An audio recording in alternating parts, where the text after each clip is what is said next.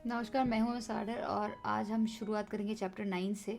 मूल रूप से उन्हें कोई उम्मीद नहीं थी कि वो उमार टेररिस्ट ग्रुप के अगेंस्ट में कुछ खास सबूत इकट्ठा कर पाएंगे। लेकिन फिर रेवन ने कहा, मुझे उम्मीद नहीं थी कि शाम को मेरा एक जूनियर उत्साहपूर्वक रिपोर्ट बनाकर लाएगा। उसने बताया था कि कुछ समय पहले एक बार में शराब पीते वक्त एक आदमी डींग मार रहा था। वो बहुत ज़्यादा बोल रहा था और उसने कहा कि उमार टेररिस्ट ग्रुप के लिए उसने काम किया था।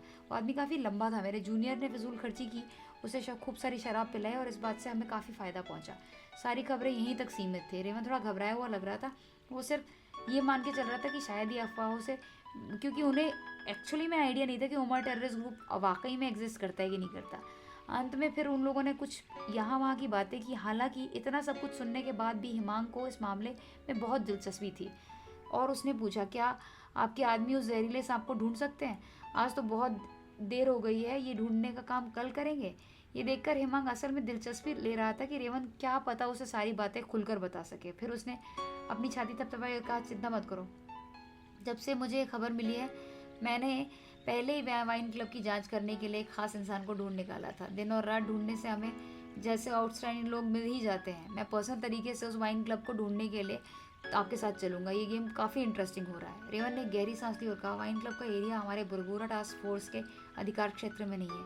यदि आप खुद जाएंगे और अगर आप उस एरिया से परिचित नहीं तो आपको बहुत ज़्यादा परेशानी हो सकती है। हिमांग ने इस बारे में बहुत कुछ सोचा और फिर उसने आखिरकार वहाँ पर जाने का मन बना लिया। अगर उसे उमार टेररिस्ट ग्रुप के बारे में और खबरें और सुराग मिल गए तो वो जल्द से जल्द आम लोगों को पर हुई जाति की सच्चाई के बारे में पता लगा सकता था। इसीलिए उसने ये तय किया कि वो अभी के अभी जाएगा। और फिर उसने कहा, बस ये वाइन क्लब वाला एरिया काफ़ी पास है। रेवन अपने जूनियर को ये सब बताते हुए सब कुछ समझाने की कोशिश कर रहा था, क्योंकि वो लोग गाड़ी में थे और सामने सड़क के किनारे दुकानों को वो लोग ध्यान से देख रहे थे। इस समय उन अचानक बाईं ओर प्रेमनगर की ओर इशारा करते हुए वो थोड़ा खुश हो गया, क्योंकि वो क्लब उसे वहाँ पर दिख गया। रेवन तुरंत बहुत समझदारी से कहा, हेमंग सर, अगर आपको ये जगह पसंद नहीं है तो मैं अभी भी कहता हूँ कि मैं आपके साथ अंदर चलता हूँ। मेरे जूनियर को मेरे साथ में एक बार वो जगह जाके देखने दीजिए और उसके बाद में मैं यहाँ के मैनेजर को असल में जानता हूँ। हिमांग ने इसके बारे में सोचा और फाइनली खुद वहाँ जाने का फैसला किया। असल में हिमांग के पास बाहर खड़े होकर रेवन का इंतजार करने का पेशेंस ही नहीं था। हिमांग ने मन में कहा, हर हाल में मुझे अंदर जाना होगा, क्योंकि रेवन गुस्सैल स्वभाव का है। अगर वो अंदर जाकर दूसरों से लड़ेगा तो परेशानी खड़ी हो जाएगी। तीनों कार से बाहर निकले और प्रेमनगर के गेट तक पैदल गए। दरवाजे पर दो लड़कियों ने उनका स्वागत किया। उन्हें देखने के बाद उन्होंने तुरंत मनमोहक मुस्कान के साथ में उनका वेलकम किया। रेवन के जूनियर ने धीरे से अपना आईडी कार्ड दिखाया और मेहमानों की तरह उनको अच्छे से ट्रीटमेंट वहाँ पे मिली। हिमांग, रेवन और रेवन का जूनियर सब बहुत तेज़ी से आगे बढ़े जा रहे थे। उन्होंने आगे बढ़ते हुए कहा कि मैनेजर को बुलाने के लिए किसी को भेजो। हिमांग सर, थोड़ी देर लॉबी में मैं मैनेजर का इंतज़ार करते हैं। उसके बाद में रेवन ने हॉल के किनारे वाले वेटिंग एरिया में सोफे की ओर इशारा करते हुए ये बात कही। हिमांग ने सिर हिलाया और आगे बढ़ गया। हालांकि जैसे ही वे दोनों नीचे बैठे, उन्होंने देखा मैनेजर के आने से पहले उसे सीढ़ियों से किसी ने मारते हुए वहां पर घसीट कर लाकर पटक दिया। नॉनसेंस, यही वो आदमी है? राहुल का जूनियर अजीब भाव से धीरे से बोला। हिमांग ने उस आदमी को सीढ़ियों से लड़ते हुए देखा था। उसकी हालत बहुत खराब थी और उसके माथे पर जूते के निशान दिखाई दिए। इससे साफ पता चल रहा था कि किसी ने उस मैनेजर के सर पर जोरदार लात मारी थी। इस समय वो आदमी इतना ज़्यादा चोट खाया हुआ था कि उसका शक्ल पहचान में नहीं आ रही थी। हिमांग ने धीरे से कहा कि ये लक की बात है कि सीढ़ियों पर कालीन बिछा हुआ है, नहीं तो ये रास्ते भर गिरते आया है, इसकी तो हड्डियों का चूरमा बन जाता। तभी एक गुंडे ने चिल्लाकर कहा, अपनी कुत्ते की जैसी आंखें मूंद लो, तुम्हारे मालिक ने जिस तरह से हमारी इंसल्ट की थी उसका यही हाल होना था। दूसरे गुंडे ने चीखते हुए कहा, तुम क्या लगता है हाँ कि तुमने क्या दुनिया में पहली बार ऐसी पिटाई होते हुए देखी है? तुम लोगों को धोखा देने के लिए और बकवास दवा तुमने जो दी है हमारे को, इसकी यही सज़ा है। पहले वाले गुंडे ने गहरी सांस ली और कहा, हमारा बॉस इस प्रेमनगर के पर्दे के पीछे का बॉस को जानता है। विश्वास करो या ना करो, वो बस एक शब्द कहेगा और तुरंत यहाँ से तुम्हें उठाकर फेंक दिया जाएगा। तीन चार लोग जो बॉडीगार्ड जैसे लग रहे थे वे गाली देते हुए सीढ़ियों के नीचे आए। प्रेमनगर के मैनेजर को अभी अभी होश आया था। वो समझ नहीं पा रहा था कि उसके साथ आखिर हो क्या। उसकी आंखों में उन गुंडों के लिए बहुत सारा रोष भरा हुआ था। जाहिर है कि वो मैनेजर उन लोगों को पीटना चाहता था। इतनी देर में कुछ वेटर ये सारा ड्रामा देख रहे थे और स्विमिंग पूल से जो लोग बाहर खड़े थे स्विमिंग पूल के, वो भी मज़े ले रहे थे। बस ये सुनकर कि सारे गुंडे प्रेमनगर के पर्दे के पीछे के बॉस को जानते हैं, वो तुरंत घबरा गए और सिर्फ बगल में खड़े होकर वो सारा ड्रामा और तमाशा देख रहे थे। कोई भी उस मैनेजर को बचाने की कोशिश नहीं कर रहा था और ना ही कोई किसी के अंदर हिम्मत थी। बदकिस्मत मैनेजर ने चेहरे पर बहुत ज़्यादा दुख और विषाद लाते हुए हिमांग की ओर देखा। वो तुरंत दर्द के मारे चिल्लाया। लिटरली वो गेंद की तरह ज़मीन पर लुढ़क कर आ गया था। इस कमीने को मारते रहो, आज मैं परेशान हूँ, एक गुंडे ने चिल्ला कर कहा। और तभी हिमांग ने कहा, इस तरह से इन लोगों से लड़ना ठीक नहीं है। कहीं ऐसा ना हो कि हमारे सवाल पूछने से पहले इस मैनेजर को एक गुंडे जान से मार दें। वो नासमझी नहीं करना चाहता था, लेकिन जैसे ही मैनेजर को उसने सामने इतनी बुरी तरह से पिटता हुआ देखा, हिमांग ने कहा, हम ओमार टेररिस्ट ग्रुप के बारे में जानने वाले एकमात्र इंसान को तिल तिल मरते हुए नहीं देख सकते।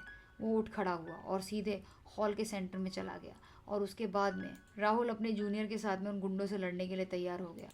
हिमांग ने ज़ोरदार आवाज़ में कहा, दोस्तों अगर आपको कुछ कहना है तो इस मैनेजर को मारने की ज़रूरत नहीं है ना। और उसी समय वो मैनेजर उसके सामने आ पहुंचा और अभी उसने जिस तरह से वो बहुत ज़्यादा घबराया हुआ था, लेकिन हिमांग ने बिल्कुल रिलैक्स स्वर में उसकी ओर देखा, जैसे इशारों से उसने उसको रिलैक्स होने के लिए कहा। वहाँ खड़े उन गुंडों ने भौहें सुकड़ के हिमांग की ओर ठंडी नज़र से देखा और तपाक से कहा, कमीने इंसान, क्या तुम अपने लिए मुसीबत खड़ी करना चाहते हो? और क्या तुम यहाँ पे नौटंकी लेके आए हो?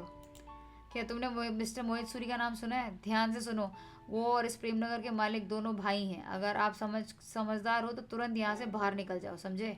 जाहिर सी बात थी कि वो गुंडे हिमांग और राहुल को मैनेजर का जूनियर समझ रहे थे और इस समय उन्हें दबाने के लिए अपने सो कॉल्ड पर्दे के पीछे वाले बॉस का बार बार जिक्र कर रहे थे। एक गुंडे ने कहा कि अपना मुंह बंद करो, हम तो बस एक झूठे आदमी को सबक सिखा रहे हैं, तुम पीछे मत पड़ो। इससे कोई फ़र्क नहीं पड़ता कि आपका बॉस किसे जानता है, कान खोलकर सुन लो, मैं इस इंसान की गारंटी लेता हूँ, राहुल ने गाली देते हुए कहा। और राहुल की राय में हिमांग भाई उनके साथ हैं, इसीलिए उन सभी गुंडों से निपटने के लिए उन्हें अब किसी कोई ज़रूरत नहीं थी। हमेशा की तरह राहुल हमेशा की तरह वो कॉन्फिडेंट था। तभी एक गुंडे ने गाली गलौज करते हुए कहा, मारो इन सालों को, इनकी गर्मी निकालो। और राहुल की लड़ने की ताकत असल में बेहद अच्छी थी और उसका पीछा करने वाला उसका जो जूनियर था उसकी फाइटिंग स्किल भी आउटस्टैंडिंग थी। उन दोनों ने मिलकर तेज़ी से उन गुंडों पर हमला किया और ज़ोरदार जमकर उनकी पिटाई की। वहीं स्विमिंग पूल के बगल में खड़े एक मोटे गुंडे ने देखा कि उसके जूनियर्स डरे हुए हैं, तो उसका चेहरा गुस्से के मारे और बदसूरत हो गया।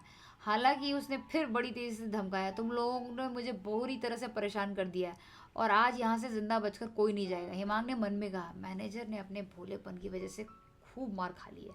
अब प्रेमनगर के ये गुंडे मुझे बहुत ज़्यादा गुस्सा दिला रहे हैं, इस वजह से आज मैं इनकी मौत बन के बरसूंगा इनके ऊपर। तभी अचानक से घायल मैनेजर बहुत तेज़ी से 2 कदम आगे बढ़ा और सिर झुकाकर बोला, मिस्टर मोहित सूरी, आज की घटना के लिए असल में मैं दोषी नहीं ठहराया जा सकता। उसने मैनेजर से थोड़ा सा रुक कर कहा, आपको जो दवा यानी कि एलसीडी दी गई है वह पिछले ड्रग्स से अलग नहीं है और मैं आपको नकली ड्रग्स देने की हिम्मत नहीं कर सकता। जहाँ तक कि उसके असर का सवाल है, मैं असल में इसका रीज़न नहीं जानता। ऐसा लग रहा था कि मैनेजर उन गुंडों से थोड़ा डर रहा था या शायद उसे अपनी नौकरी खोने का डर था। कुछ न कुछ ऐसा था जो मिसिंग था और उस लिंक को हिमांग समझने की कोशिश कर रहा था। इससे मोहित सूरी नाम का इंसान और ज़्यादा घमंड से भर गया, क्योंकि उसे लग रहा था पूरी दुनिया उसके कदमों में झुक रही है।